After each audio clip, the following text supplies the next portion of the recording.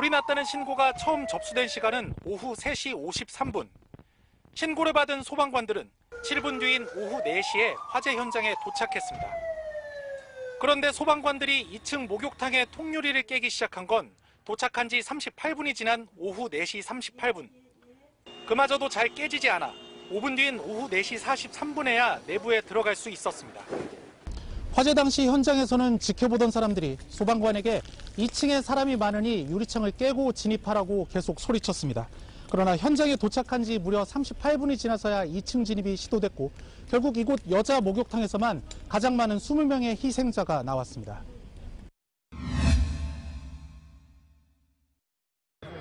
유족들은 4시에 소방대원들이 도착한 뒤 곧바로 진입을 시도했다면 많은 생명을 구할 수 있었다고 말합니다.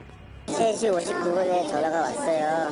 숨 참아야 되니까 말하지 말고 수건으로 가리고 엎드려 있으라고.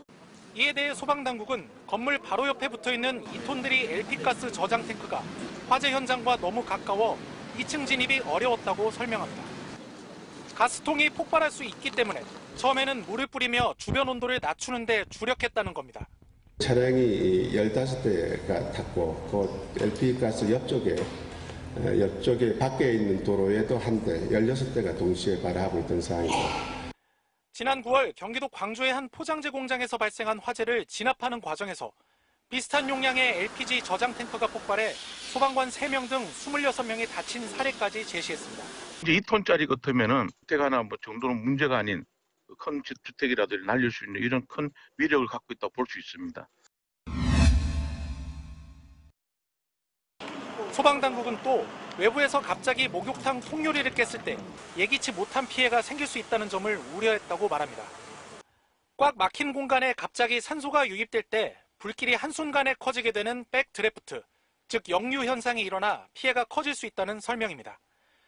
하지만 소방관들이 2층 목욕탕에 진입해보니 연기는 가득 찬 상태였지만 가구까지 온전할 정도로 불길은 심하지 않았습니다.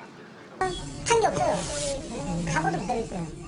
유족들이 이를 문제 삼자 소방당국은 통유리 구조에다가 썬팅까지 돼 있어서 내부 상황을 정확히 알 수 없었다고 다시 해명했습니다.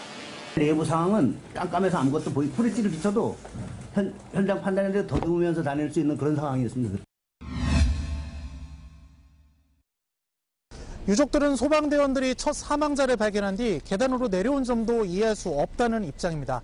만약 계단으로 내려올 수 있었다면 계단을 통해 2층으로도 올라갈 수 있었던 것 아니냐는 겁니다. 1층 계단까지 내려온 동안에 2층에서 20여 명이 발견이 됐는데 처음 그 시간 동안 아무도 발견 못하고.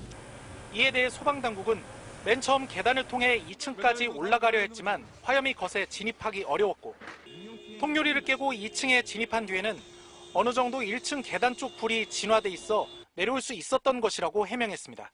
MBC 뉴스 이동경입니다.